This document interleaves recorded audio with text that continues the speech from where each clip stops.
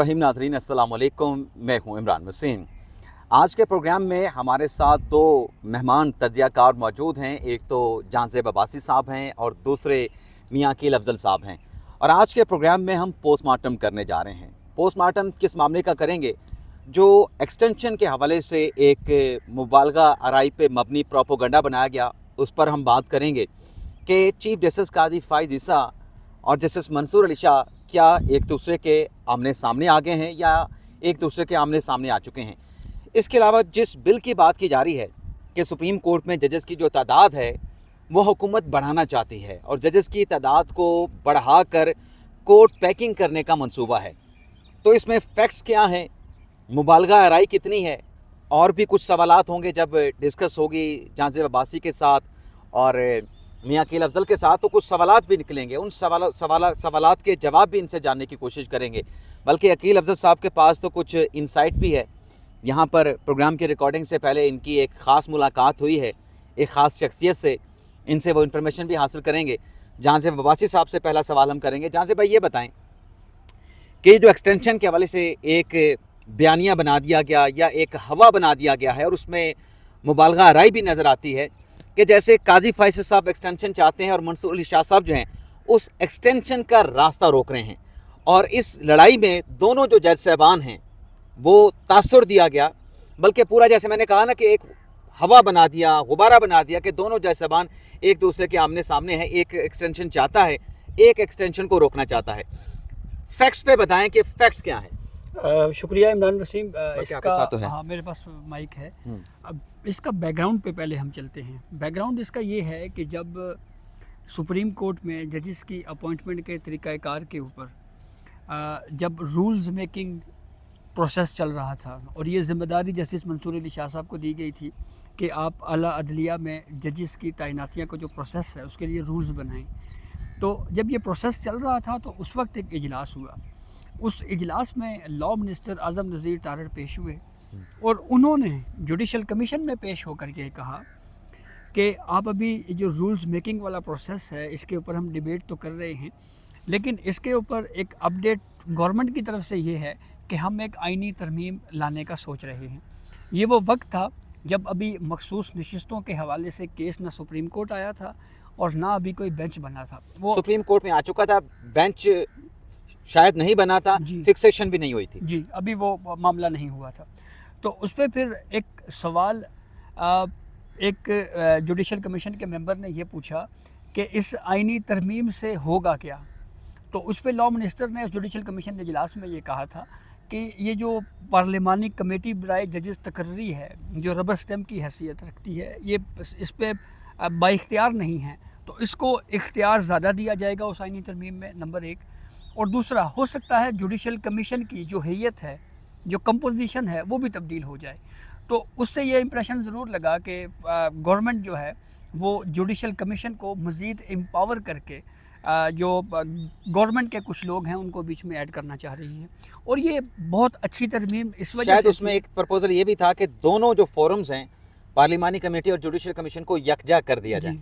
तो ये इसलिए भी इम्पोर्टेंट आइनी तरमीम थी और मेरे ख्याल में ये होनी भी चाहिए। और इसकी रीज़न ये है कि हमारे यहाँ सुप्रीम कोर्ट में 4 नंबर 5 नंबर के जजेस उठा के सुप्रीम कोर्ट में इस कैलकुलेशन के साथ लगाए जाते रहे हैं माजी में कि ये इतने टाइम तक ये चीफ जस्टिस रहेगा, इस वक्त ये होगा, पूरी कैलकुलेशन की जाती रही। आप बात कर रहे हैं उस दौर की जब साकिब निसार साहब से ऑनवर्ड जी जूनियर जजेस सुप्रीम कोर्ट में एलिवेट हुए। जी बिल्कुल ऐसे ही है। और उसके भी कुछ मकासद थे कि किसी को वीक करना है, तो ये वो पूरा डिज़ाइन था, तो उसको एक तरह से रेगुलेट करने के लिए ये एक इकदाम उठाया गया। तो जब इसके ऊपर बात हुई तो उस वक्त फिर कमीशन ने कहा कि ठीक है, हम इस इजलास इस सारी डिस्कशन में जांज़ेब अब्बासी साहब, इससे पहले कि मैं अकील के पास जाऊं, इसमें कहीं एक्सटेंशन की बात हुई जुडिशल कमीशन के इजलास में?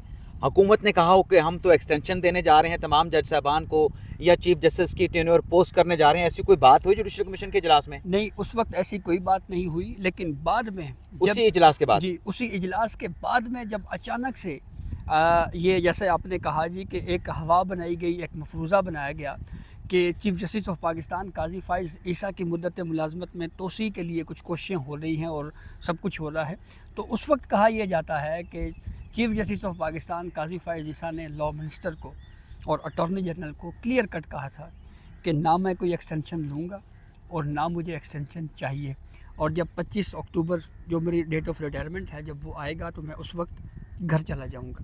اچھا، یہ بات ہو گئی جوڈیشل کمیشن کی۔ پھر اس کے بعد جب یہ کیا سرائیاں ہونا شروع ہو گئی تو اسی دوران میں مخصوص نشستوں کا جو کیس ہے، جو پشاور ہائی کورٹ کے فیصلے کے خلاف اپیل تھی، وہ سماعت کے لیے مقرر ہو جاتی ہے۔ اب یہاں پہ ایک کوشچن اٹھتا ہے، اور وہ سوال یہ اٹھتا ہے کہ اگر چیف جسٹس آف پاکستان قاضی فائز عیسیٰ کے ذہن میں یہ بات تھی کہ میں نے ایکسٹینشن لینی ہے، تو پھر جو موسٹ سینئر دوسرے جج ہیں منصور علی شاہ، ان کی سربراہی میں بینچ کیوں تشکیل دیا گیا؟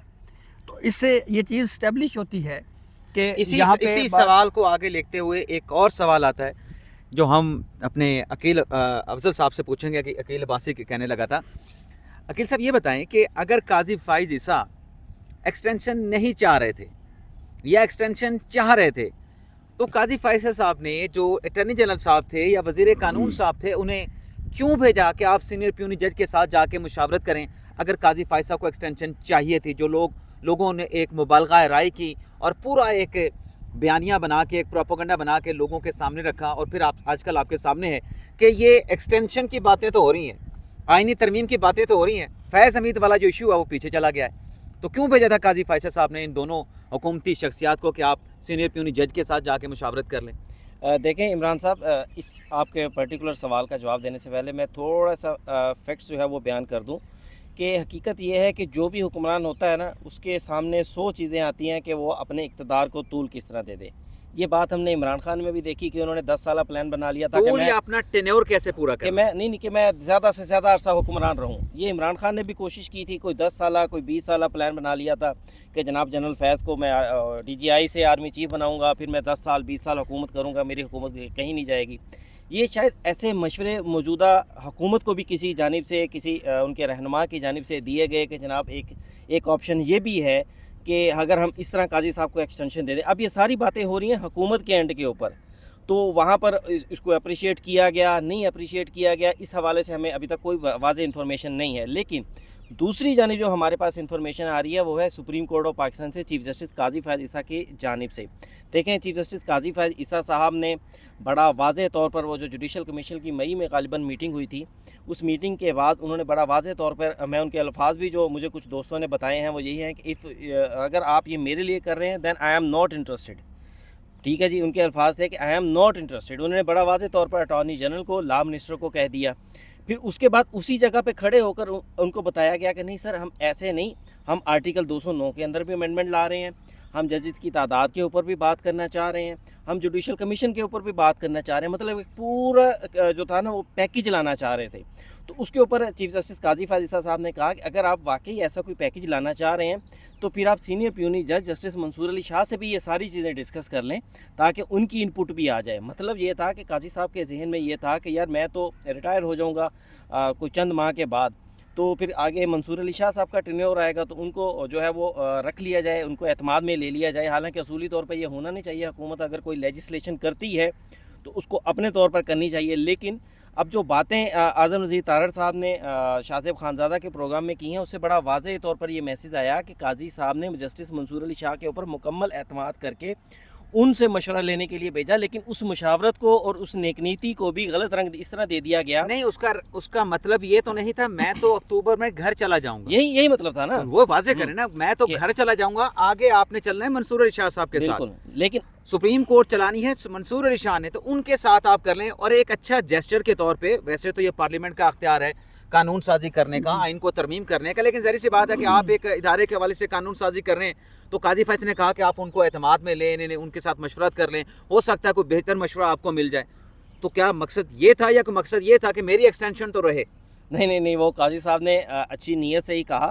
अच्छा, काजी साहब की मैं आपको थोड़ा सा एक और भी बैकग्राउंड बता दूं कि काजी साहब क्योंकि वो इस चीज़ से गुजरे हैं कि जब वो सीनियर प्यूनी जज थे तो उनको जो था वो क्रॉस बंदयाल करके, साहब। उनको बाईपास करके बंदयाल साहब जो थे वो दूसरे जजी से तीसरे चौथे पाँचवें छठे नंबर पे जो जजी से नकवी साहब हो गए, इजाजुल एहसन साहब हो गए, मनीब साहब हो गए, इनसे मशावरत करते थे। तो काजी साहब ने इस चीज़ को बड़ा फील किया। अब जब काजी साहब चीफ जस्टिस बने तो उन्होंने हर चीज़ के अंदर, अच्छा सरदार तारिक साहब जब सीनियर प्यूनी जज थे तब भी मंसूर अली शाह साहब से वो हर चीज़ में मशवरा करते थे। जजेस की सुप्रीम कोर्ट में जजेस की अपॉइंटमेंट हो जाए, सुप्रीम कोर्ट में एडहॉक जजेस की अपॉइंटमेंट हो जाए, जुडिशल कमीशन का इजलास हो जाए, जो भी होना होता था वो बल्कि सुप्रीम कोर्ट में मेरी मालूमात के मुताबिक तो बहुत सारी जो अपॉइंटमेंट्स हैं हुई हैं निचले लेवल के ऊपर भी, वो भी मंसूर अली शाह साहब के मशवरे से हुई हैं। तो उनकी इनपुट हमेशा अंदर शामिल रही है। तो काजी साहब ने उसी चीज़ को मद्देनज़र रखते हुए कहा कि जनाब आप मंसूर अली शाह साहब से भी मशवरा कीजिए, क्योंकि उन्होंने आगे चीफ जस्टिस बनना है, आपने उनके साथ चलना है और चीज़ें अल्टीमेटली उनके सामने ही आनी है जो कुछ भी होगा। अच्छा, अब उस जो काजी साहब का ये मशवरा जो नेक नीति का था, इसको भी नेगेटिव किस तरह किया गया। कल मैं एक व्लॉग देख रहा था, मुझे बड़ी हैरानी आपके हुई। नेगेटिव पे आता हूँ। आप ये बताएं कि जो इन्होंने क्लैरिटी लेके आए हैं कि काजी फायसा ने तो हुकूमत को भेज दिया था कि आने वाले चीफ जस्टिस मंसूर अली शाह साहब हैं, उनके साथ भी आप ये चीज़ें डिस्कस कर रहे हैं, तो फिर ये एक बयानिया, एक प्रोपोगंडा, एक कैंपेन क्यों चलाएगी कि काजी फाइज जैसा एक्सटेंशन चाहता है? इसके पीछे आपको मकासद क्या नजर आते हैं या आपका इनपुट एनालिसिस क्या है? देखें, पहली बात तो इमरान वसीम ये है कि माइक मेरे पास है, ये आपने माइक मुझे नहीं दिया। ठीक, ये दूसरी बात है। हाँ, दूसरी बात ये है कि देखिए इस पूरे मामले में मेरे ख्याल में जो सबसे बड़ा नुकसान हुआ ना, वो नुकसान ये हुआ कि सुप्रीम कोर्ट ऑफ पाकिस्तान ने एक गलत फ़ैसला दे दिया, और वो गलत फ़ैसला था मखसूस नशिस्तों के हवाले से। और supreme court out of box चली गई। Out of box supreme court कैसे गई? ये दो जजेस जो उस बेंच का हिस्सा थे, जस्टिस अमीनुद्दीन ख़ान और जस्टिस नईम अख्तर अफ़गान, उन्होंने ख़ुद अपने डाइसेंट नोट में ये कहा है कि जो रिलीफ क्रिएट किया गया है पाकिस्तान तहरीक इंसाफ के लिए, ये रिलीफ आइन की बुनियादी शिकों को मुअत्तल किए बगैर पीटीआई के लिए क्रिएट नहीं किया जा सकता था।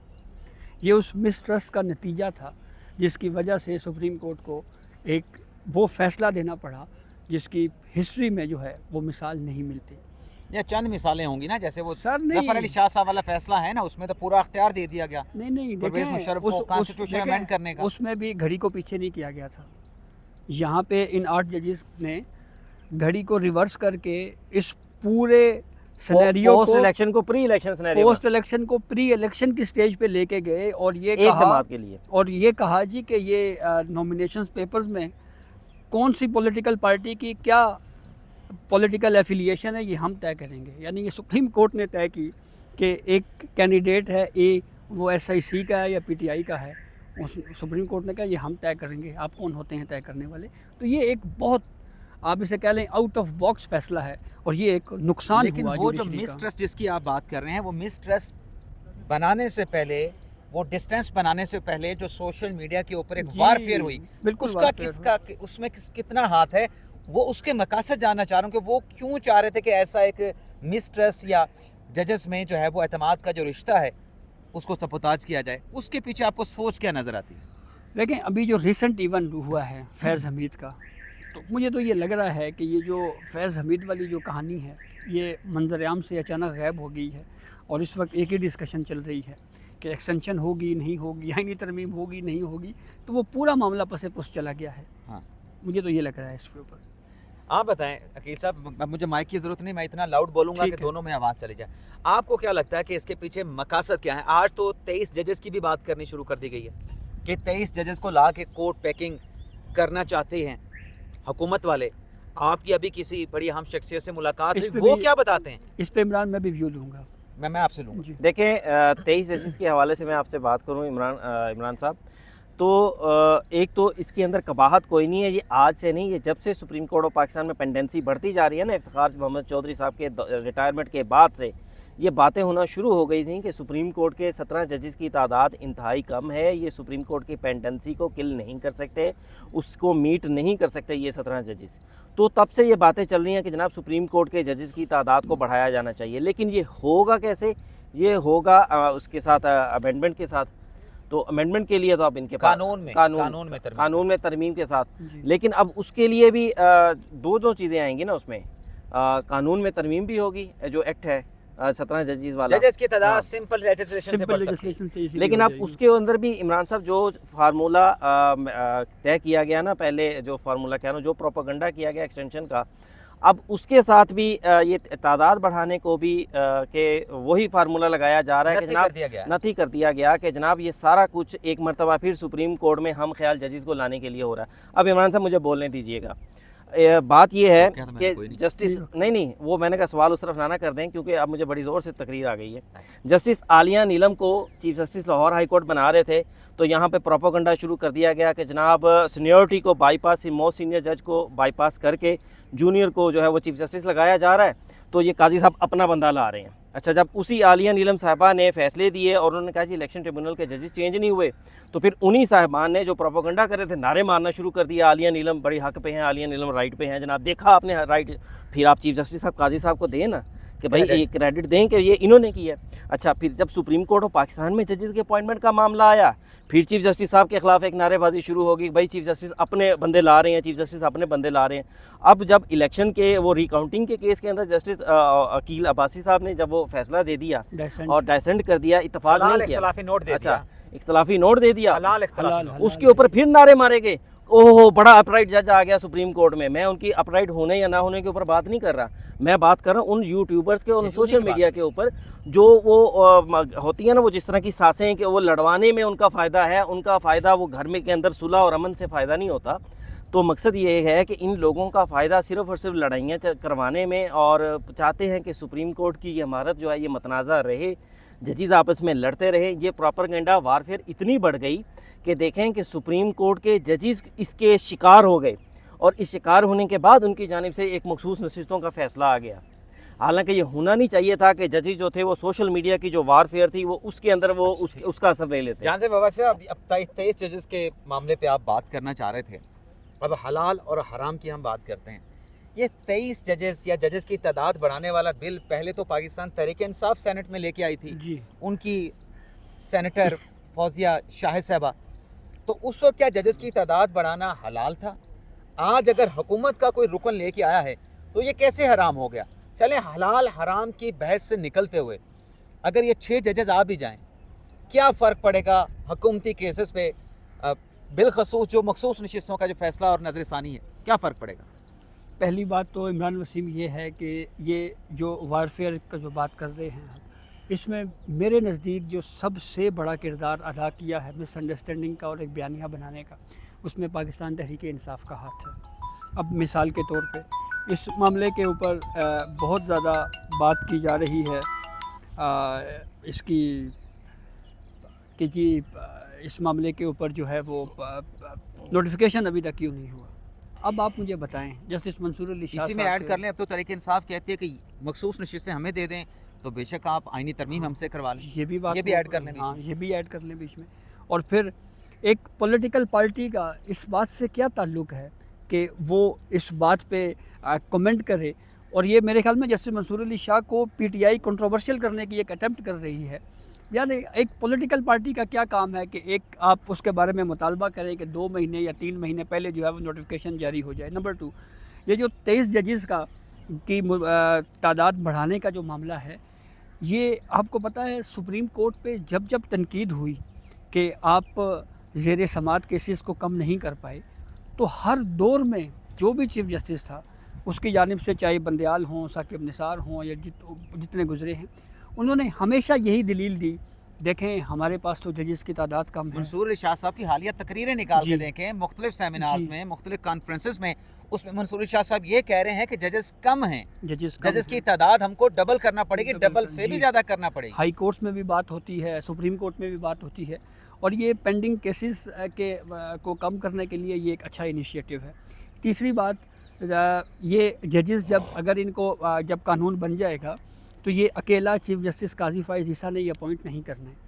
ججز اپوائنٹمنٹ کا جو اختیار ہے وہ جوڈیشل کمیشن کا ہے، اور آنے پینل ہے۔ ہاں، اور اس پینل میں پھر جوڈیشل کمیشن میں جو پوری کمپوزیشن ہے وہ ڈیسائیڈ کرے گی، اس میں ووٹنگ ہوتی ہے، اور جو اکثریت میں جاتا ہے پھر اسی کو ہی اپوائنٹ کیا جاتا ہے۔ نمبر 2، आखिरी जो बात आपने की थी मखसूस नशिस्तों वाली, ये हम कोर्ट रिपोर्टिंग में हम सब जानते हैं कि मखसूस नशिस्तों का जो फैसला जिस बेंच ने दिया है, रिव्यू असूल यही है कि वही बेंच सुनता है। कानून यही है, असूल नहीं, कानून यही है। कानून यही है, और उसमें कोई जज वो ऐड नहीं हो सकता अनटिल अनलेस वो रिटायर हो जाए रिटायर हो जाए या और कोई बेंच और। आपने पूरा करना। जी जी जी।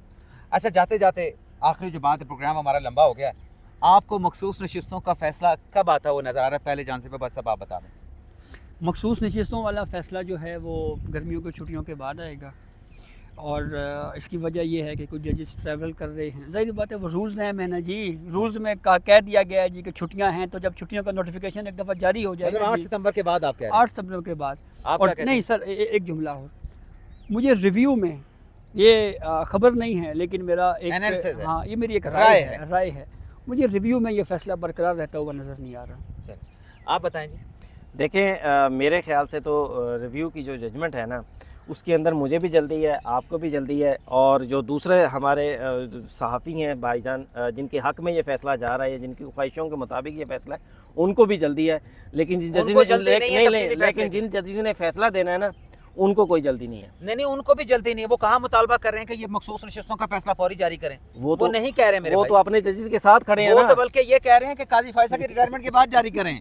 वो ये कह रहे हैं। वो तो भाई उन जजेस को भी जल्दी नहीं है फ़ैसला देने की, तो इसलिए ये छुट्टियों के बाद आएगा और ज़रा सुकून से आएगा। चलें, अपने दोस्तों से भी इजाज़त चाहते हैं और आपसे भी, जान से बवासी साहब और अकील